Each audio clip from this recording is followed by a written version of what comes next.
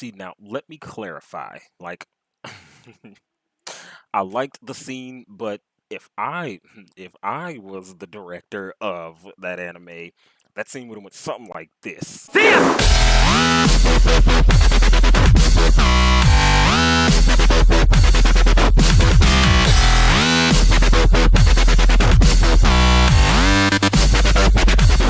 What's going on, everybody, and welcome back to another episode of Otaku Corner.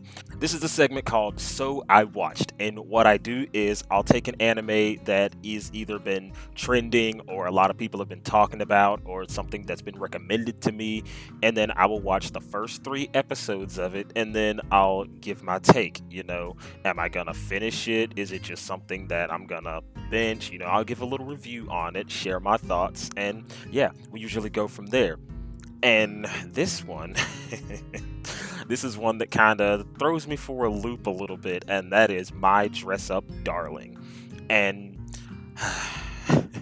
now, I want to start by saying that I am a full-blown shonen boy. Like, I was introduced to shonen whenever I first started watching anime.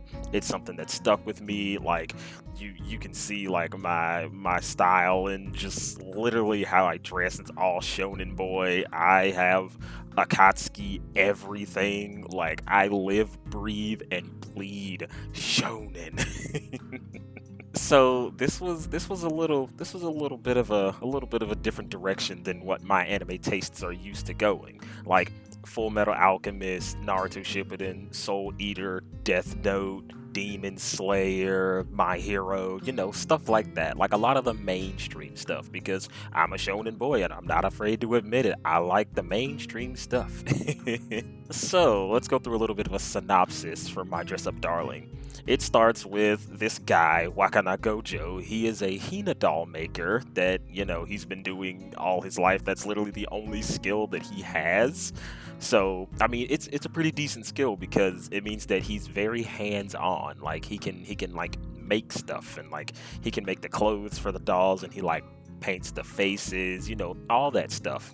But because of that being the only thing that he really knows, he's a very sheltered child. So he just kind of keeps to himself. He has no friends. He doesn't talk to anybody. He's just chill, just living his life. I mean, he did wish that he had friends, but he knows why that he doesn't. And so enter Marin Kitagawa. She's, the pretty popular girl that everybody likes. Yeah, all the guys try to date her, all this stuff. And she's not really with all that because, as you know, someone who is usually conventionally attractive, most people that try to get to know you, it goes based solely on that attraction. And that's one thing that she finds the most annoying, is that she's like, people don't really look beyond my appearance. They don't want to get to know me. They just like me for how I look. And I mean, she even states that. And so how Marin and Gojo became friends is that, he is a Hina doll maker and she's a cosplayer. And he had no idea what cosplay even was. I mean, he knew like the existence of it, but he didn't know like the nitty gritty of actually what was going on.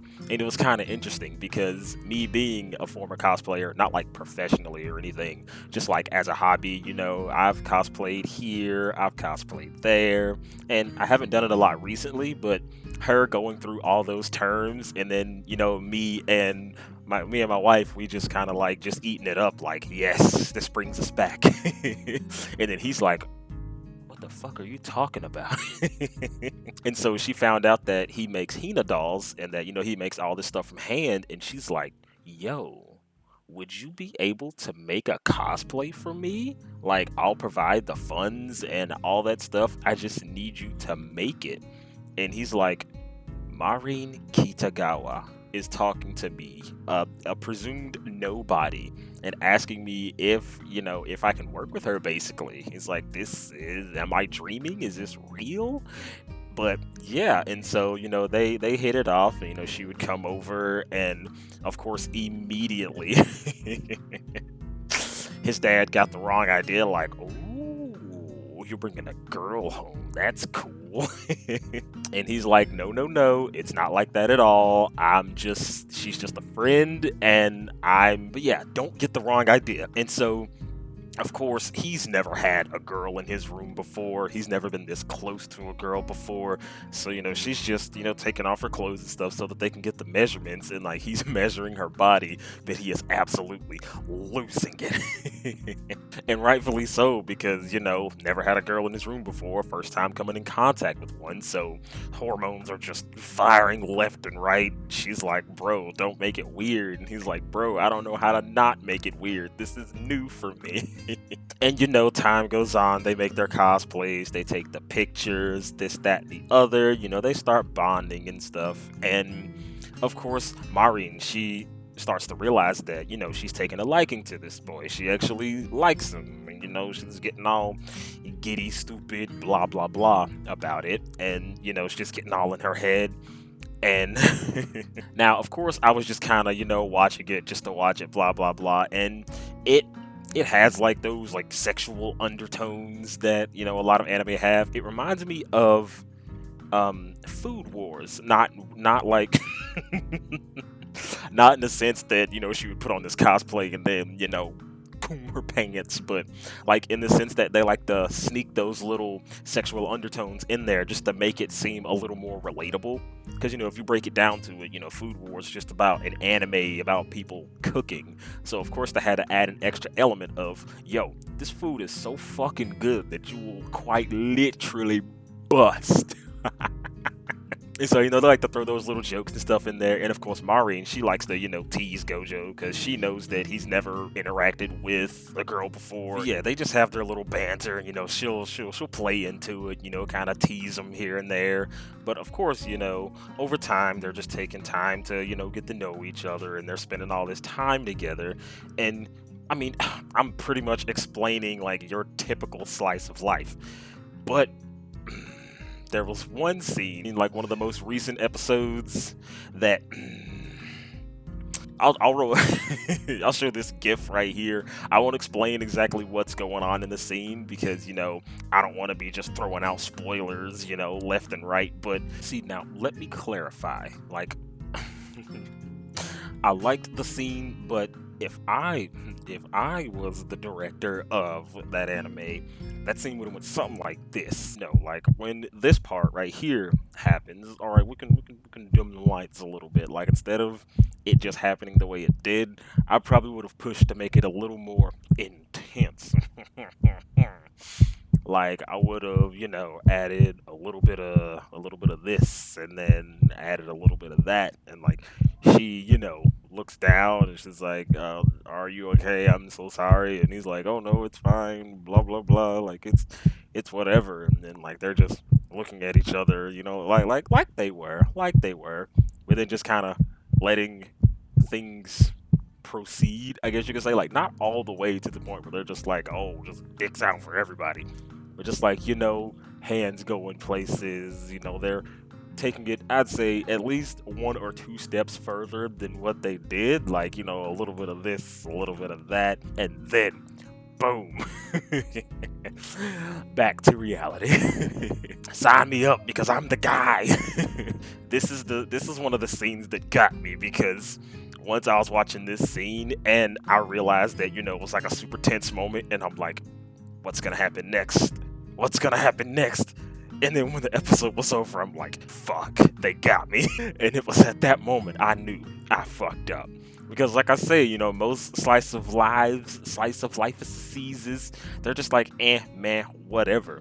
But I guess this one had elements that I can kind of relate to, that being the whole cosplay aspect and, making the cosplays and, taking measurements and all that stuff. This is stuff that we've done before, both with cosplay and fursuiting, because whenever you're getting fitted for a bodysuit, you have to do a lot of those measurements and stuff like that. So I could relate to this one. And then, of course, naughty undertones and all that stuff. And then just the tension. I'll just say there's tension between the two of them, and I'm just like, son of a bitch. It all started with that smile. That fucking smile. That's where it all began. And so yes, I've fallen for a slice of life. And I'm not gonna go and read the manga because me and Bab, we're watching this anime together, and I don't want to go ahead, try to be like, oh, I gotta know what happens, because typically that's what I would do whenever I'm watching an anime that's relatively new, or the anime episodes are just now being put out. And I'm like, well, if the manga's finished, I'm just gonna read the manga because you left me on a cliffhanger, and I hate cliffhangers. Oh man, but yeah, my dress up darling, it's good. It's good. And like the only reason why I was even interested in watching it is because I would see Kitagawa like literally everywhere. Cause whenever there's the new best girl in town, everybody's gonna be posting her everywhere, all over everything. And I'm just like, who is this chick? Because usually when there is a best girl, it's from an anime that's a little more action based. So whenever I see, her, I'm just like, oh, okay, because Hestia was a best girl, Mikasa, Orihime, Nezuko, like 90% of these animes that have like the super popular best girl are typically from like shonen anime. So for a best girl to come from, a slice of life was a little bit of a different turn for me. But, I am quite attracted to hype. So if there's an anime that's getting a lot of, attention and stuff like that, I'm seeing these characters everywhere. I'm seeing these references everywhere. I'm the type of person that's like, oh, I need to know, what's the big deal? What's up with that? I know there's some people that are quite the opposite. They're like, hype, annoys them. Hype will scare them away. And I'm like, I am very much attracted to the hype. And yeah, Marin Kitagawa, you got me. Like, imagine me, a shonen boy, being on the edge of my seat about wondering what these two people are gonna do in their relationship. Like, come on now. But I'm in it, and I'm in it to win it. And if you are a slice of life fan, then hey, give it a shot. Watch a couple of episodes. You might like it. It might be, a nice little refresher that you haven't had in a while. Or if you're not a slice of life fan and you just want a little change of pace, then I recommend it. Like, give it a shot. And this is also another reason why I do the So I Watch series, is because I'm so shonen centric that I miss out on a lot of these other genres, and so I miss out on a lot of these other characters.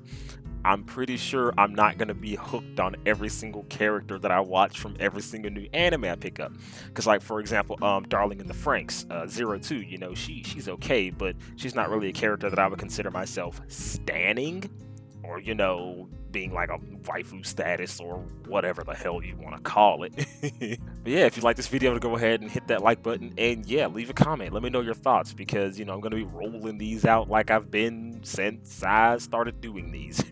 And also, I've been posting like little clips and snippets and stuff like that on TikTok. So if you don't follow me on TikTok, because I think I'm going to be revamping that to be a little more centered around my VTuber stuff, since the whole Dancing Reaper thing didn't really go anywhere. But that's okay, because I found something that I like to do, and I don't really care if it goes anywhere, because it's just something that I enjoy. So yeah, if you haven't followed me on TikTok, then yeah, definitely follow me there, because short and sweet videos, and I mean, I'll make random shorts, and I'll also make shorts of the videos that go on YouTube. So if you're not interested in watching the whole thing, you just want a little short and sweet little bit bop boop bam, then yeah, go ahead and follow me on TikTok. But as always, my name is Zabu, and I'm out of here. Blah, la, la, la.